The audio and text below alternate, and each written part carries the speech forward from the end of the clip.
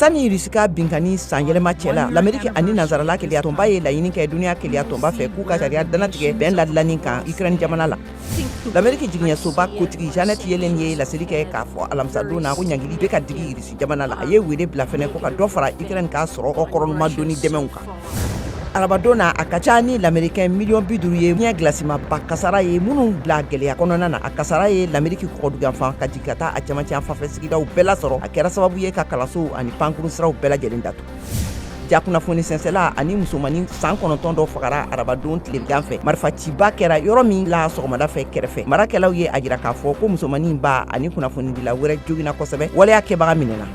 Hollywood dadlana Harvey Weinstein kan ka ɲangi bi alamisa la ka da a ka binkani ka musolamɔgɔ kan san 2013 waati la Los Angeles.